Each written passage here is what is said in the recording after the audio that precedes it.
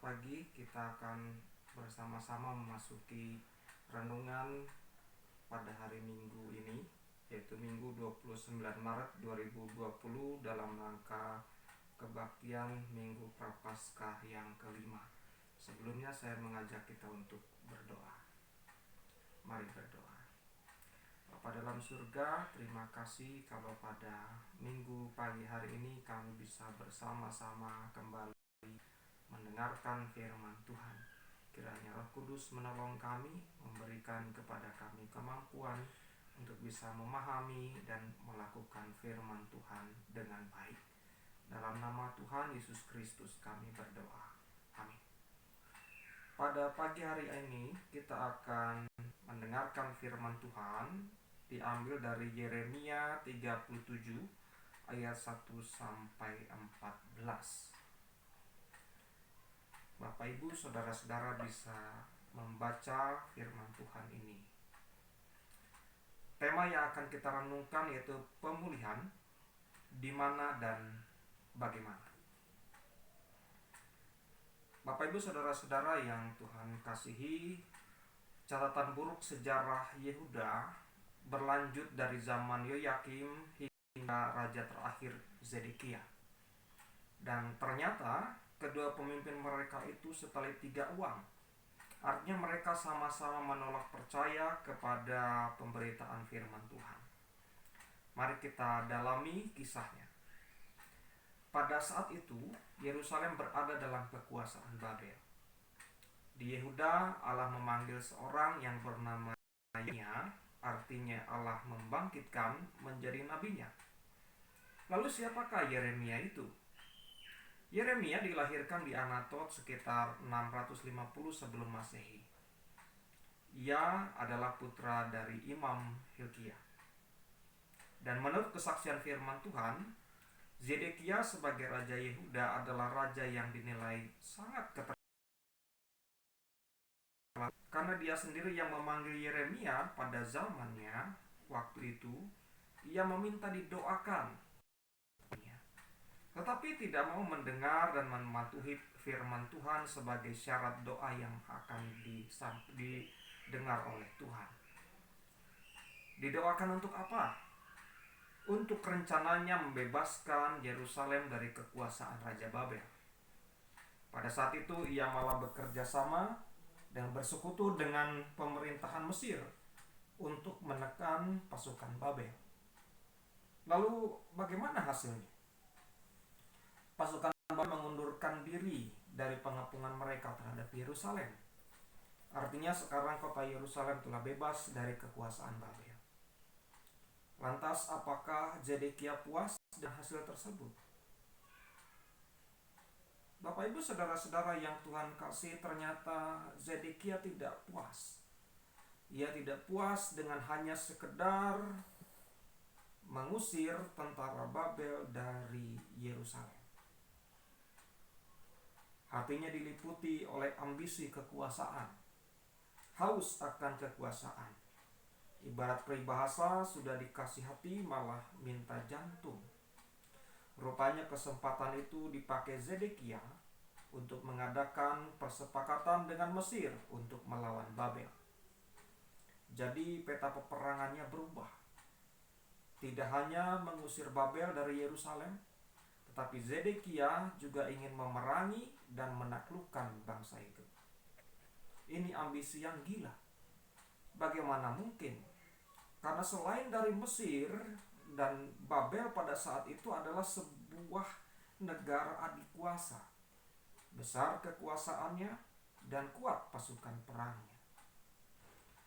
Sebagai Nabi Allah, Yeremia menyarankan peringatan keras kepada Babel bahwa Babel akan datang dan akan menghancurkan Zedekia.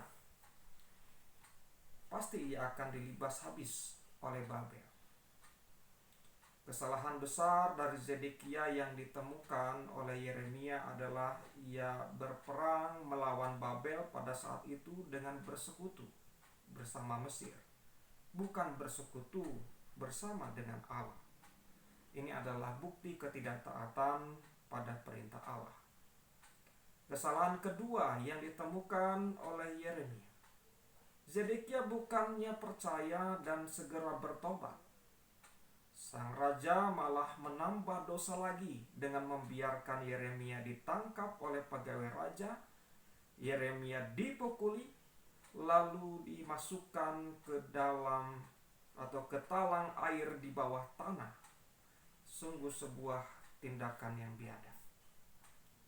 Baru ketika Yeremia memprotes tindakan yang tidak adil itu, raja memindahkan dia ke tempat yang lebih baik, tetapi tetap sebagai tawanan. Bapak Ibu saudara-saudara yang Tuhan kasihi, inilah kenyataan pahit yang dihadapi oleh Yeremia sebagai nabi. Pemberitaannya ditolak mentah-mentah dan dirinya dituduh sebagai pengkhianat bangsa. Lalu apa yang terjadi? Yeremia diberi penglihatan oleh Roh Allah yang membawanya ke sebuah lembah yang dipenuhi oleh tulang belulang. Itulah tulang belulang tentara Yehuda yang sangat besar jumlahnya. Kemudian dengan kuasa dan perintah Allah, Yeremia diminta untuk menghidupkan tulang belulang tersebut. Kejadian dramatis pun terjadi. Ketika Yeremia bernubuat seperti perintah Allah, maka tulang belulang itu berderak-derak dan bersatu satu sama lain. Urat-urat ada dan daging tumbuh padanya. Kemudian kulit menutupinya. Kemudian dari keempat penjuru angin dimasukannyalah nafas hidup atas tubuh-tubuh tersebut, dan mereka pun hidup. Suatu tentara yang sangat besar. Peristiwa tersebut menunjukkan kemahakuasaan Allah atas hidup dan kehidupan manusia. Apa pesan firman Tuhan ini bagi kita sekarang? Pesan dari penglihatan itu adalah bahwa Allah sanggup menolong umat manusia menurut caranya. Apapun yang bisa dilakukannya. Yang impossible menjadi possible. Yang tidak mungkin menurut manusia menjadi mungkin menurut Allah. Artinya jangan seperti Zedekia yang meremehkan kekuasaan Allah dalam hidupnya. Apalagi dalam situasi wabah global COVID-19 saat ini. Semua manusia mengharapkan pemulihan keadaan dengan segera. Mengingat sudah terlalu banyak korban jiwa, kehancuran sendi-sendi ekonomi dan tatanan kehidupan. Semua terpuruk, dunia menjadi suram, mencekam, penuh dengan ketakutan. Takut bersosialisasi, takut berinteraksi, takut berelasi. Semua harus dikerjakan dari rumah. Hidup saat ini tidak sebebas yang lalu sebelum COVID-19 mewabah. Mungkinkah terjadi pemulihan bagi dunia ini? Lalu siapa yang akan memulihkannya dan bagaimana caranya? Jawabannya adalah mungkin. Tuhan yang akan memulihkannya dengan cara Tuhan. Kalau untuk memulihkan Yehuda Allah memakai Yeremia, maka saat ini maukah kita sebagai gereja dipakai Allah untuk melakukannya? Gereja harus menjadi pionir pencegah, bukan penyebar wabah COVID-19. Mari kita dukung program pemerintah. Maka tepatlah langkah kebijakan MSGKP yang memindahkan ibadah minggu dan kegiatan lainnya ke rumah masing-masing anggota jemaat. Yang kedua, bahwa dalam segala hal ada awal, ada akhir. Semua penderitaan ini akan berakhir. Jangan saling menyalahkan, melainkan marilah kita saling mengintrospeksi diri. Mari kita melangkah bersama-sama, mengoreksi diri, bercermin diri. Sudah seberapa jauh kita dari Tuhan? Sudah seberapa besar penganiayaan kita atas sesama? Sudah seberapa hebat kerakusan kita atas alam semesta? GKP memiliki visi menjadi gereja bagi sesama, dengan misi mengasihi sesama, menyintai Allah. Hendaknya tidak menjadi jargon saja saat ini. Arahnya sudah benar. Tinggal ketaatan seluruh bagian GKP dalam melaksanakannya. Yang ketiga, dalam rangka mewujudkan pemulihan dunia, ingatlah pesan indah dari Tuhan Yesus. Yesus berfirman, "Kamu adalah garam dan terang dunia."